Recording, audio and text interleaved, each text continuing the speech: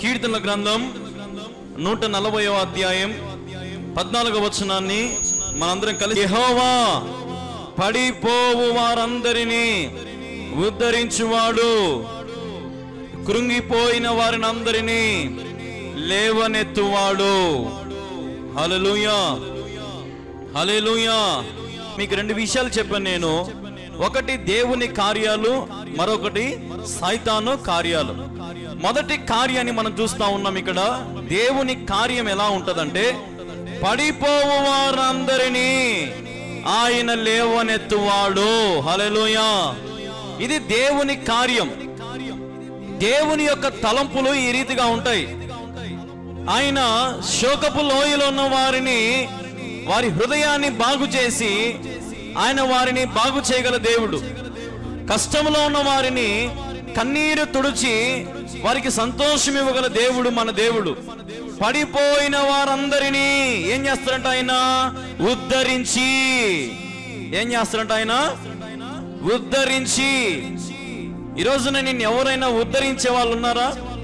నీ కుటుంబము గాని, నీ బంధువులు గాని, నీ స్నేహితులు గాని, నీతో ఉన్నటువంటి వారు ఎవరైనా సరే ఈ రోజున నీ పక్షం నిలబడి ఉన్నటువంటి వారు మరి ఎవరైనా ఉన్నారా? దేవుని పిల్లారా, ఈరోజు మనం ఆలోచన చేయాలా.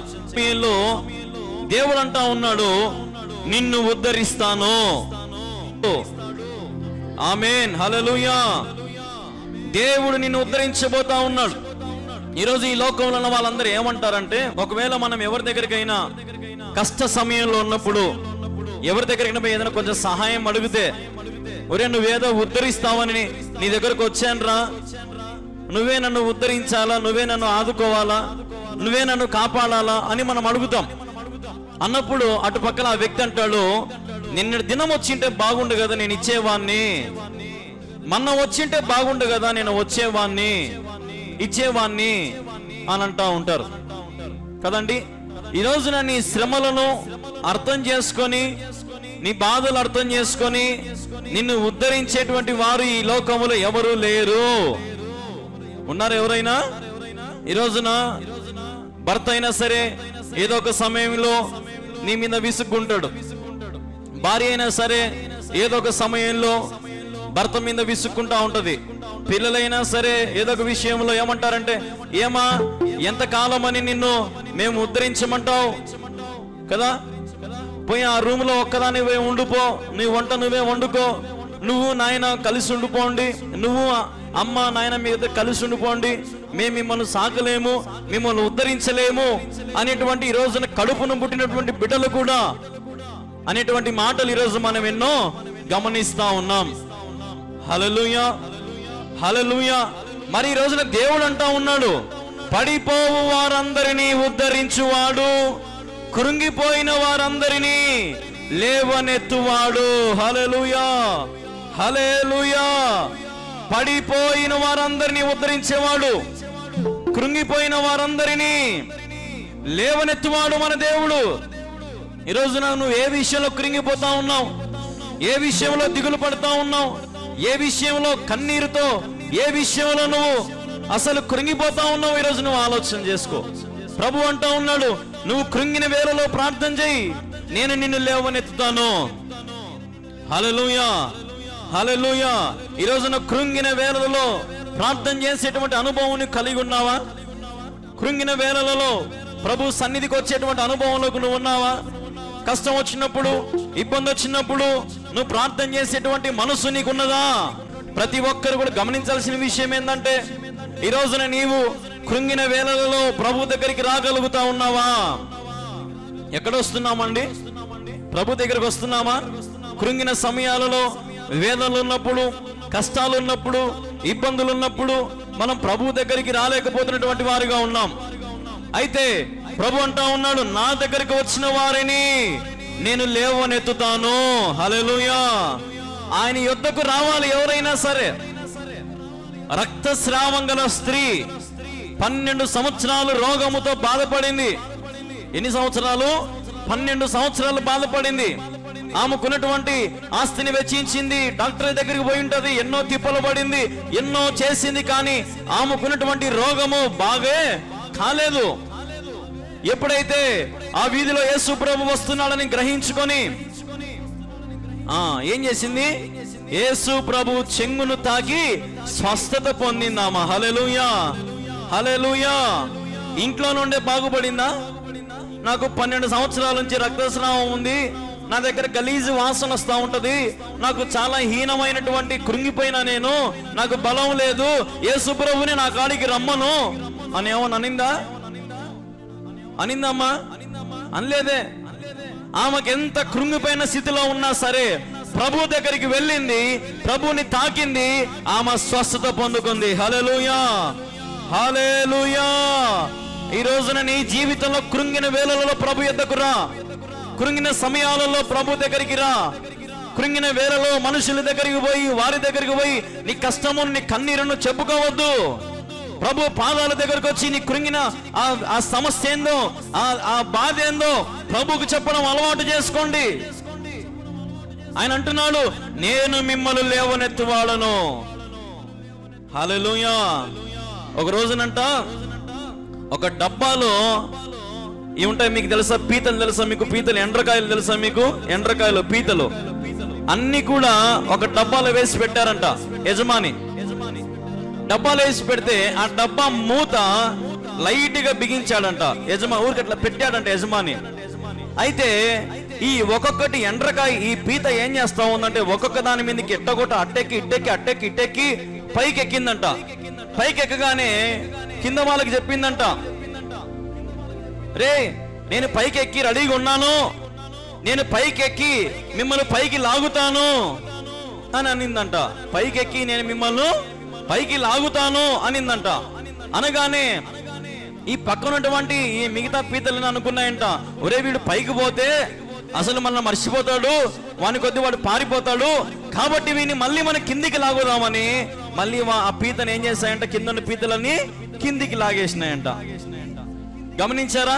ఈ రోజున నీ ఎదుగుదల కూడా అంతే. ఒక్కొక్కసారి నీ ఎదుగుదల నీ భార్యకు నచ్చదు, ఒక్కొక్కసారి నీ ఎదుగుదల నీ కుటుంబానికి నచ్చదు, ఒక్కొక్కసారి నీ ఎదుగుదల నీ బంధువులకు నచ్చదు, ఒక్కొక్కసారి నీ ఎదుగుదల నీ పక్కింటి వారికి, ఎదురింటి వారికి నచ్చదు. కానీ ఎవరికి నచ్చుతుంది అంటే యేసయ్యకు నచ్చుతుంది. హల్లెలూయా. దేవునికి నీ ఎదుగుదల అంటే చాలా ఇష్టం. నువ్వు ఎదిగే కొద్దీ దేవుడు అంటాడు, ఒదిగుండమంటాడు ఆయన. తను తాను తగ్గించుకున్నవాడు హెచ్చింపబడును. ఈరోజు మన జీవితంలో తగ్గింపు లేనటువంటి స్వభావం. దేవుడు అంటూ ఉన్నాడు, ఒరే నువ్వు కృంగినప్పుడు నేను పైకి లేపాను కదా, ఈరోజు నువ్వు తగ్గించుకొని నా ఎదుగు రా అని ప్రభు అంటా ఉంటే మనం మాత్రము ప్రభు యొద్దకు రాలేకపోతా ఉన్నాం. ఆయన లేవనెత్తాడు, ఆయనని ఉద్ధరించాడు. ఈరోజు ఎంతో మందిని కరోనా సమయంలో దేవుడు ఉద్ధరించాడు కదండి. కరోనా సమయంలో దేవుడు కాపాడినాడు. ఏ తెగులు సమీపించకుండా, ఏ అపాయము సమీపించకుండా దేవుడు భద్రపరిచి కాపాడాడు కదండి. ఎంతో మందిని దేవుడు పోషిస్తా ఉన్నాడు, ఎంతో మందిని దేవుడు రక్షిస్తా ఉన్నాడు, ఎంతో మందిని దేవుడు వారి ఆలన పాలన అన్నీ కూడా దేవుడే చూసుకుంటా ఉన్నాడు. ఉదాహరణకి నేను కూడా, నా ఆలన పాలన కూడా ఎవరు చూసుకుంటున్నారు? దేవుడే. నేనేం ఉద్యోగం చేయట్లా, నాకేం వేరే పని లేదు. నా పని ఏంది? కేవలం దేవుని వాక్యాన్ని విత్తడమే. కానీ దేవుడు నాకేమైనా ఆహారం కొదవ చేస్తున్నాడా? దేవుడు నాకేమన్నా వస్త్రములు కొదవ చేస్తున్నాడా? దేవుడు తన నమ్మిన ప్రజలను ఎన్నటికీ త్రోసి వేయడు.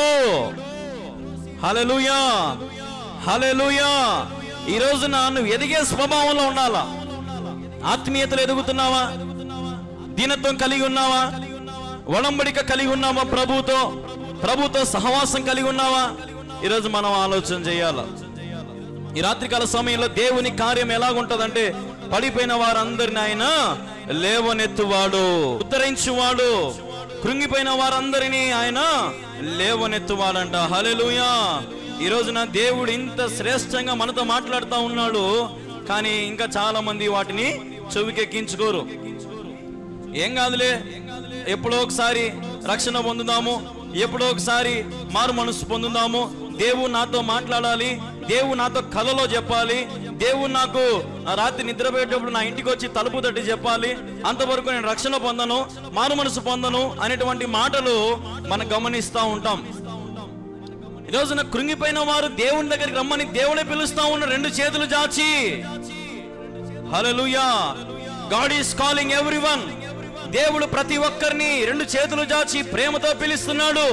రండి నా యొద్దకు, నేను మీకు విశ్రాంతిని సమాధానం కలుగు చేస్తానని దేవుని వాక్యాలు, దేవుని లేఖనాలు సెలవిస్తా ఉన్నాయి. ఈ రోజున మనుషునికి ఈ లోకంలో సుఖం లేదు.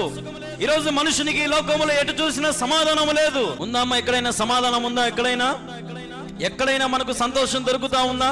ఒక అమ్మమ్మని అడిగా, ఒక అవ్వని అడిగా, అవ్వ నీకు సంతోషంగా నువ్వు ఉన్నావా అంటే అవ్వ అంటా ఉంది, ఏమంటా ఉందంటే, మా ఇంటికి పండక్కి మనవళ్ళు మనవరాళ్ళు వచ్చినప్పుడేనయ్యా నాకు సంతోషము, మళ్ళీ వాళ్ళు వెళ్ళిపోగానే నాకు సంతోషం ఉండదు, ఏముండదంట.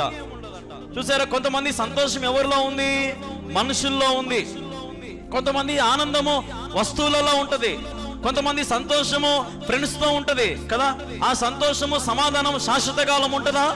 ఉండదు. శాశ్వత కాలం ఉంటదమ్మా సంతోషము? ఉండదు. దేవుడిచ్చే సంతోషము సదాకాలము నిలుచునుగాక. హల్లెలూయా. దేవుడిచ్చే సంతోషం, ఆయన సన్నిధిలో సంపూర్ణమైన సంతోషం ఉన్నదని లేఖనాలు సెలవిస్తా ఉన్నాయి. ఇటీవల కాలంలోనే ఒక పాట చాలా ఫేమస్ అయింది కదా. బ్రదర్ జాన్ గారని ఒక పాట రాశారు, రాజా నీ సన్నిధిలో అనే పాట కదా. దాంట్లో ఒక పల్లవి ఉంటది కదా, నీ సన్నిధానములో సంపూర్ణ సంతోషం, ఆరాధించుకొనే విలువైన అవకాశం. నీ సన్నిధానములో సంపూర్ణ సంతోషం, ఆరాధించుకొనే విలువైన అవకాశం. కోల్పోయినవన్నీ నాకు ఇచ్చుటకును, బాధల నుండి బ్రతికించుటకును, నీవే రాకపోతే నేనేమైపోదునో, నీవే రాకపోతే నేనేమైపోదునో. హల్లెలూయా. ఎక్కడ ఉందంట సంపూర్ణమైన సంతోషము? దేవుని సన్నిధిలో. అన్నా మేము ఇంట్లో రోజు కుటుంబ ప్రార్థన చేసుకుంటున్నామన్నా, అన్నా మేము రోజు టీవీలో వాక్యాలు వింటా ఉంటామన్నా, అసలు మేము ఏం తప్పులు చేయమమ్మా అన్నా, మేము ఏ పాపములు చేయమన్నా, అయినా కానీ దేవుడు ఎందుకో మరి మా ఇంట్లోని శ్రమలన్నీ పెట్టినాడన్నా, కష్టాలన్నీ పెట్టినాడన్నా. అమ్మా ఆదివారం చర్చికి పోయినావా అమ్మా? లేదన్నా. ఎక్కడన్నమ్మా ఆయన అప్పుడే మటన్ తీసుకొస్తాడు, చికెన్ తీసుకొస్తాడు, అవన్నీ చేయమంటాడన్నా. అవన్నీ చేసేలోపు 11-12 అయిపోతుందన్నా. ఎక్కడ కుదురుతుందన్నా కదా. ఈ రోజున దేవుణ్ణి సన్నిధికి రాలేటువంటి వారిగా మనం ఉన్నాం. కొంతమంది అయితే బాప్తిజం తీసుకుంటారు, బల్లలో మాత్రము చెయ్యి వేయరు కదా. బలలో చెయ్యి వేసేటువంటి వారు ఈరోజు చాలా తక్కువ అయిపోయినారు. బాప్తిజాలు తీసుకునేటప్పుడేమో చెయ్యి పైకెత్తి నేను బాప్తిజం తీసుకుంటాం అనేటువంటి వారు చాలా మంది ఉంటారు. కానీ బ్రతుకుని మాత్రం సరి చేసుకొని దేవునికి దగ్గరగా ఉండి దేవునితో బ్రతుకుని కొనసాగిద్దామనేటువంటి ఆశ ఈరోజు మనుషులలో, సంఘములలో లేదు. ప్రియ దేవుని పిల్లరా, అయితే ప్రభు అంటా ఉన్నాడు, చూడండి ఒకసారి మీకా 7వ అధ్యాయం 9వ వచనం. నేను యెహోవా దృష్టికి పాపము చేసి తిని కనుక ఆయన నా పక్షమున వ్యాజ్యమాడి నా పక్షము న్యాయము తీర్చు వరకు నేను ఆయన కోపాగ్నిని సహితును, ఆయన నన్ను వెలుగులోనికి రప్పించును, ఆయన నీతిని నేను చూచెదను. హల్లెలూయా, హల్లెలూయా, హల్లెలూయా. దేవుని నీతిని నేను చూచెదను అంటున్నాడు భక్తుడు. ఎక్కడ? ఇంట్లో పనుకో ఉంటేనా? ఇంట్లో చెట్టు కింద చేసుకుంటా ఉంటేనా? ఈ మధ్య కాలం అయితే ఇంకా మనకు ఇంకా అసలు తిన్నికే లేనోళ్ళ మాదిరి, డబ్బులే లేనోళ్ళ మాదిరి యాపకాయ చెట్ల కాడ కింద కూర్చొని ఇత్తనాలు కూడా ఏరుకుంటున్నాం మనం, చర్చికి రాకుండా. పరిస్థితులు మారిపోయినాయి. మందిరానికి ఎందుకమ్మా రాలేదంటే, ఇదే సీజను, యాపకాయలన్నీ ఏరుకొని పోయి అమ్ముకుంటే ఒక 500 డబ్బులు వస్తుంది మూటకి. ఈ రోజున మనుషులు దేవుణ్ణి కనుక్కోలేకపోతా ఉన్నారు, దేవుని ప్రేమను అర్థం చేసుకోలేకున్నారు, దేవుడు చేసిన మేలులకు కృతజ్ఞతగా ఆయన సన్నిధికి రాలేకపోతా ఉన్నారు. మరి నీ జీవితంలో సంపూర్ణమైన సంతోషం ఎలా కలుగుతుంది? సంపూర్ణమైన ఆనందము నీ జీవితంలో ఎలాగో నువ్వు పొందుకోగలుగుతావు? సంపూర్ణమైన ఆ మహిమాయుక్తమైన తేజస్సును, ఆ ప్రసన్నతను, ఆ మహిమను నువ్వు ఎలాగ పొందుకోగలుగుతావు? నేను యెహోవా దృష్టికి పాపము చేసింది కనుక ఆయన నా పక్షమున వ్యాజ్యమాడి నా పక్షము న్యాయము తీర్చు వరకు, ఏందంట? న్యాయము తీర్చు వరకు, తీర్చేంత వరకు నేను పోనంతే, కదలనంతే. ఈరోజు నువ్వు ఎట్లా చేస్తా ఉన్నావు ప్రార్థన? ప్రభువా, నా జీవితంలో ఈ కష్టం ఉంది, ఆ కష్టం నువ్వు తీసేవే ప్రభు అని పోయేంత వరకు నువ్వు ప్రభువుని అడుగుతా ఉన్నావా? ఆ కష్టం తొలగిపోయేంత వరకు నువ్వు ప్రభువుని గోజాడుతూ ప్రభు సన్నిధిలో ఉపవాసం ఉండి కన్నీరు విడిచి ప్రార్థన చేసే వ్యక్తునిగా నువ్వు ఉన్నావా? హల్లెలూయా, హల్లెలూయా. ఆయన నీతిని చూడాలా మనం. దేవుడు నీతిమంతుడై ఉన్నాడు, దేవుడు న్యాయవంతుడై ఉన్నాడు, దేవుడు ప్రతి ఒక్కరికి సహాయం చేయడానికి సిద్ధంగా ఉన్నాడు. ఆయన నమ్మకమైన దేవుడై ఉన్నాడు ఆయన. హల్లెలూయా. నువ్వు కృంగిన వేళలో లేవనెత్తడానికి సిద్ధంగా ఉన్నాడు, బాధల్లో ఉన్నప్పుడు లేవనెత్తడానికి సిద్ధంగా ఉన్నాడు. వాడు సమస్తము, ఈరోజు మీరు నేను సమస్త ఈ లోక పాపములో నుంచి బయటికి రావడానికి దేవుడు మనకు సహాయం చేస్తా ఉన్నాడు. చూడండి ఒకసారి, ఇప్పుడు మీకు దేవుని కార్యాలని చెప్పాను కదా, ఇప్పుడు మరి ఇంకా సైతాను కార్యాలు ఎలాగుంటే కూడా చెప్తాను చూడండి. దేవుడు ఏం చేస్తాడు? పడిపోయిన వారిని ఉద్ధరించి, కృంగిపోయిన వారిని ఏం చేస్తాడంట? లేవనెత్తుతాడంట.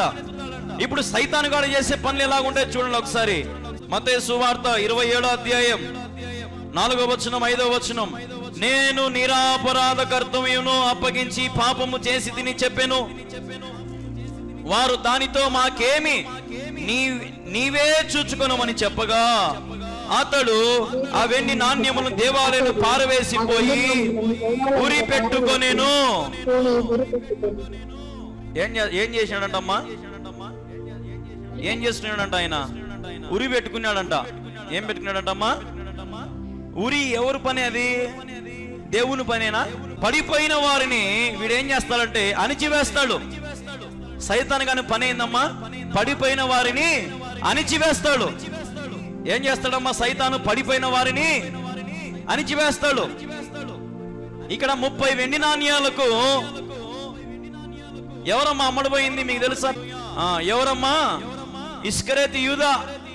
ఎవరైనా దేవుని శిష్యుడు కదా, దేవుని వెంబడించిన వాడు. అట్లాంటిది దేవుణ్ణి అమ్మి వేసినాడు చూడండి. ఎంతకు? 30 వెండి నాణ్యాలకే. దేవుని విలువ ఎంత? ఆయన విలువను మనం కొలవగలుగుతామా? అటువంటిది ఈ ఇస్కరేతు యూదా దేవుణ్ణి అప్పగించడానికి 30 వెండి నాణ్యాలకు అమ్మబడ్డాడు. ఇంకా అయిపోయి రాత్రి అంతా నిద్ర రావడంలే, రాత్రి అంతా నిద్ర రావడంలే. ఆ 30 వెండి నాణ్యాలు ఇసిరి వేశాడంట, పారవేసినాడంట. ఇసిరేసి కదా ఏం చేసినాడు? పారవేసిన తర్వాత ఉరి వేసుకున్నాడంట. ఏం వేసుకున్నాడంటమ్మా? ఉరి వేసుకున్నాడంట. చూడండి, ఒకవేళ ఉదాహరణకి ఉరి వేసుకోకుండా దేవా నేను తప్పు చేశాను నన్ను క్షమించు అని అడిగితే దేవుడు క్షమిస్తాడా? క్షమించడా? క్షమిస్తాడు. కానీ ఈ ఇస్కరేతు యూదా ఆ పని చేయకుండా ఏం చేసుకున్నాడు? ఉరి పెట్టుకున్నాడు. వీని పనులన్నీ ఇలాగే ఉంటాయి. నువ్వు దేనికి పనికిరావు అంటాడు వీడు. ఎవరు? సైతాను. నువ్వు దేనికి పనికిరావు అంటాడు. నువ్వు చర్చికి పోతే ఆడ మీ పాస్టర్ నీకు పాట పానికి కూడా అవకాశం ఇవ్వడు, ఎందుకు పోతావు అంటాడు. నువ్వు చర్చికి పోతే నేను పట్టించుకొని కూడా పట్టించుకోరు, ఎందుకు పోతావు అని అంటాడు. ఎవరు? సైతాను. నిన్ను ఎవరు పట్టించుకోవాలా? మనుషులు పట్టించుకోవాలా? దేవుడు పట్టించుకోవాలా? నిన్ను దేవుడు పట్టించుకోవాలా? ఈరోజు నువ్వు దేవుణ్ణి సంఘానికి ఎందుకు పోతా ఉన్నావు? సేవకుని కోసమా? సంఘ పెద్దల కోసమా? ఎవరి కోసం నువ్వు దేవుని సన్నిధికి పోతా ఉన్నావు? నజరేయుడైన యేసు క్రీస్తు ప్రభు వారి కొరకు మనం వెళ్తా ఉన్నాము. హల్లెలూయా. ఎందుకంటే మనుషులు మనకి ఏమి ఇవ్వలేరు, దేవుడు తప్ప. దేవుడు మనకు సమస్తం ఇవ్వగలడు. ఆయన ప్రతి ఒక్కరిని ఉద్ధరించువాడు. ఆయన అంటాడు నా చెయ్యి కురచ కాలేదంటాడు. ఆయన చేతులు సర్వ సమృద్ధిలో, ఆయన చేతులు సర్వ సమృద్ధి దాగి ఉన్నాయి.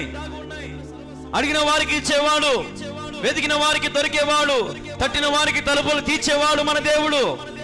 ఈ రోజున మరి ఈ సైతాను గాని మాటల్లో ఎందుకు చిక్కుకుపోతా ఉన్నావు అంటాడు. ఈరోజు ఆదివారం కదా, చర్చికి ఎందుకు పోతావు? అదో కొత్త సినిమా వచ్చింది, ఆ సినిమాకు పోదాంపా అంటాడు వాడు. ఈరోజు ఆదివారం కదా, ఎందుకు బల్ల తీసుకుంటావు? పోయిన వారం అంతా తప్పులు చేసినావు కదా, ఇప్పుడు వచ్చి బల్ల తీసుకోవాకు అంటాడు వాడు. కానీ దేవుడు ఏమంటాడు? నేడే నీ పాపములు ఒప్పుకొని విడిచిపెట్టంటాడు ఆయన. హల్లెలూయా. దేవుడు ఏమంటాడమ్మా? నేడే నీ పాపములు ఒప్పుకొని విడిచిపెట్టంటాడు ఆయన. కానీ వీడేమంటాడు? ఒప్పుకోవాకు, విడిచిపెట్టాకు, వాటిని కొనసాగి ఇదే మంచిది, తాగుము, సుఖించుము, అనుభవించుమని వాడు చెప్తా ఉంటాడు. మనం వింటా ఉంటాము, వాడు చెప్పిన దారిలో మనం నడుస్తా ఉన్నాము. అందుకే ఈరోజు మన కుటుంబంలో తీరని శ్రమలు, తీరని కష్టాలు, తీరని వ్యాధులు, బాధలు, రోగములన్నీ వాడు తెచ్చిపెట్టినాడు నీకు. దేవుడు ఎక్కలుంటే అక్కడ ఎండిన ఎముకలకు జీవము కలగజేసే దేవుడు మన దేవుడు. హల్లెలూయా. అనారోగ్యమున్న వారికి ఆరోగ్యం ఇచ్చే దేవుడు ఆయన. గాయము పొందిన వారికి గాయము కట్టేవాడు ఆయన. ఈరోజు నీ కన్నీరును తుడిచే దేవుడు ఆయన. ఆయన నీ కన్నీరును బుడ్డిలో దాచిపెట్టిన దేవుడు ఆయన. నీ ప్రతి బాష్పబిందును తుడిచే దేవుడు ఆయన. ప్రియ దేవుని పిల్లరా, మరి ఎందుకు నువ్వు కృంగిపోతా ఉన్నావు? ఎందుకు దిగులు పడుతా ఉన్నావు? దేని గురించి ఆలోచన చేస్తా ఉన్నావు? సైతాను ఉచ్చులో చిక్కబడద్దు. సైతాను వాడు వేసినటువంటి పన్నాగములో నువ్వు పడ్డావంటే నష్టపోయేది నువ్వే. ఎందుకు? వాడు ఆల్రెడీ దేవునికి దూరంగా ఉన్నాడు. కానీ వాని పని ఏంటంటే నిన్ను కూడా దేవునికి దూరము చెయ్యాలని. వాడు నేను ఏదో ఒక రకంగా పడివేయాలని చూస్తాడు. వాడు నేను ఏదో ఒక రకంగా ఈ లోకానికి అమ్మేస్తాడు. ఇస్కరేతు యూదా మాదిరి. ఒక 2 వారాల కిందట మా కడప ప్రాంతంలో ఒక కాజీపేట ఒక స్కూల్లో ఒక చిన్న బాబు 9th క్లాస్ 7th క్లాస్ చదువుతున్నాడు బాబు, అంతే.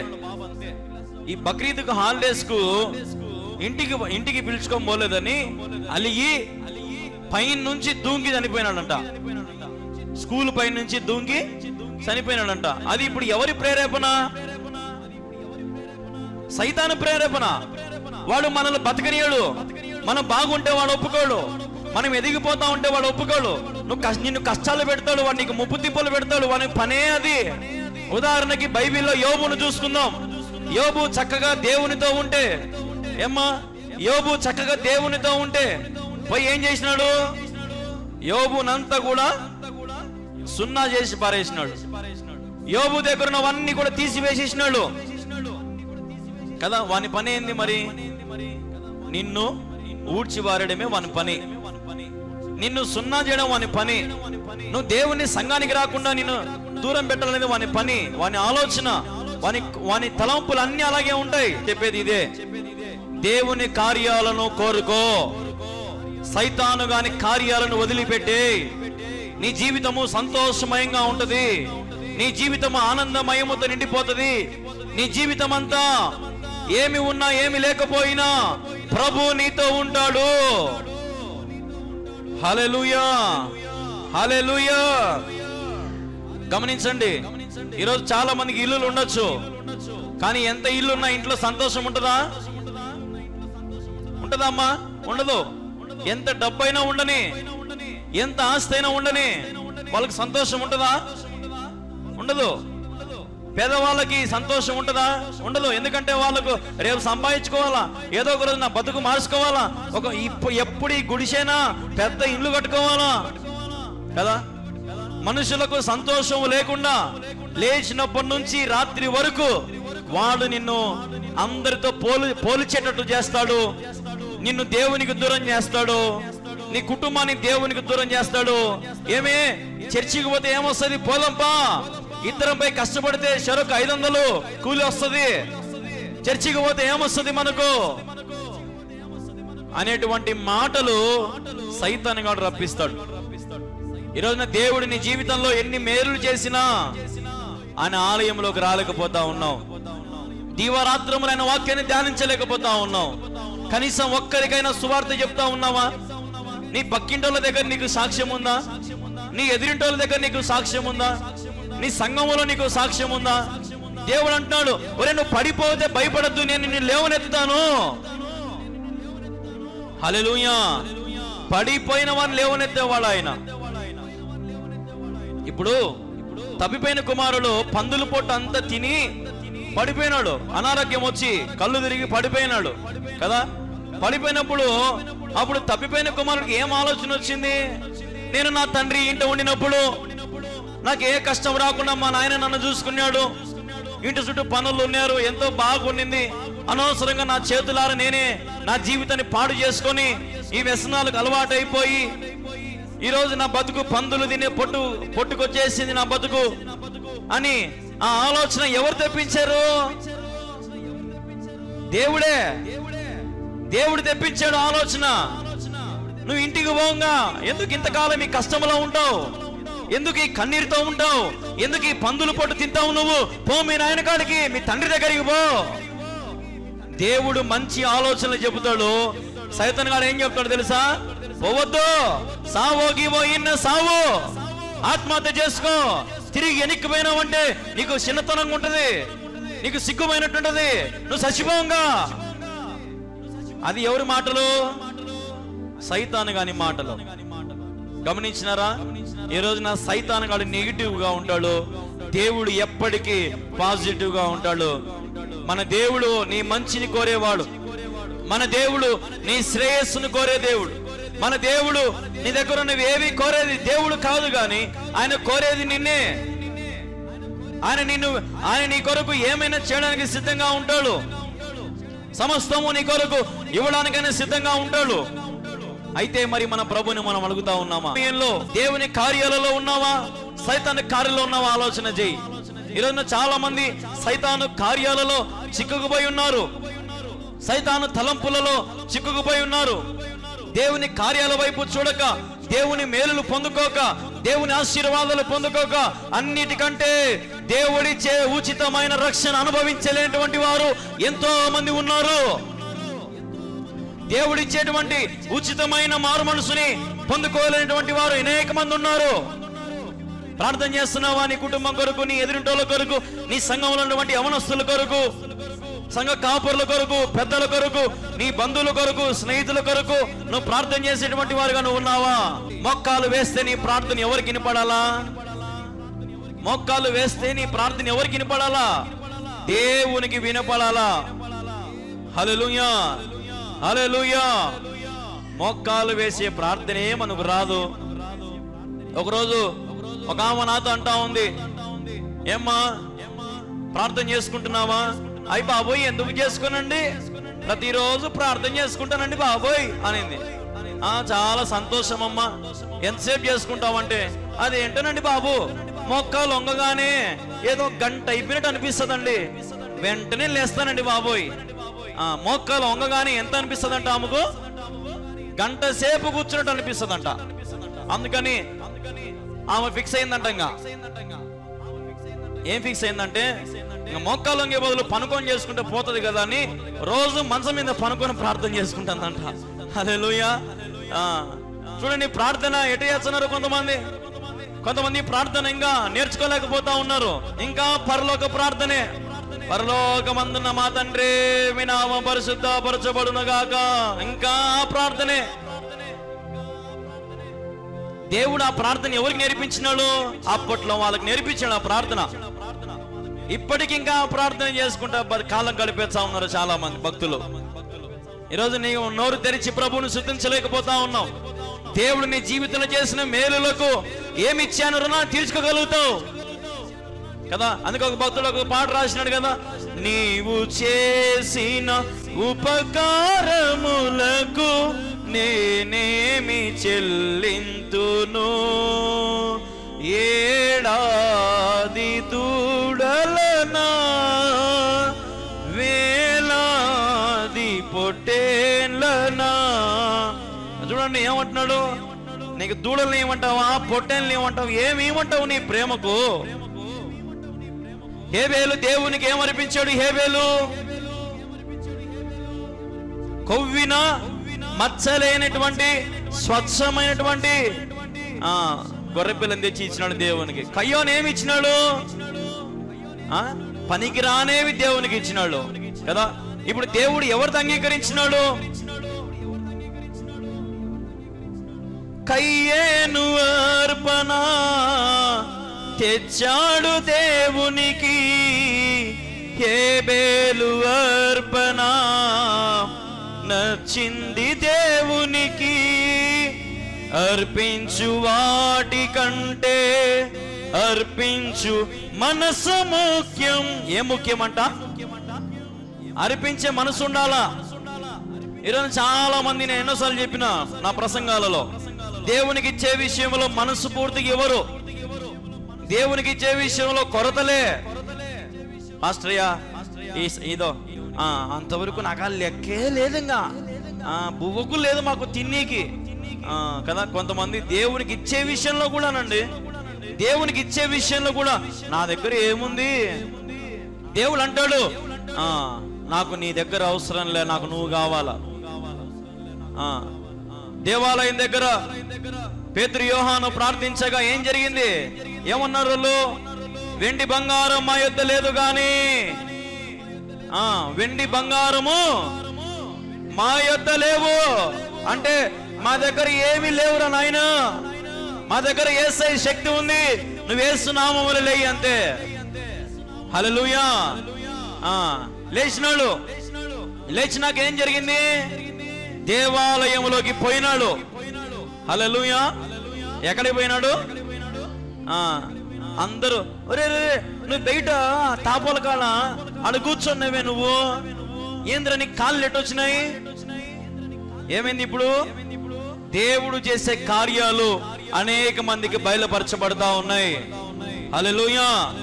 ఈరోజు దేవుడు నీ జీవితంలో చేసిన మేలులకు నువ్వు 10 మందికి సాక్షిగా ఉన్నావా? నీ సాక్ష్యాన్ని అనేక మందికి నువ్వు పంచుకోగలుగుతా ఉన్నావా? ఈరోజు మరి మనము ఆలోచన చేయాల్సిన వారిగా మనం ఉన్నాం. ప్రతి దేవుని పిల్లలారా, మనందరూ కూడా గ్రహించాల్సిన విషయం ఇదే. కాలము సంపూర్ణమై వచ్చున్నది, దేవుని రాకడ సమీపించుచున్నది. కాబట్టి దేవుని వైపు మాత్రమే చూడండి, అపవాది వైపు మీరు ఎప్పటికీ చూడద్దు.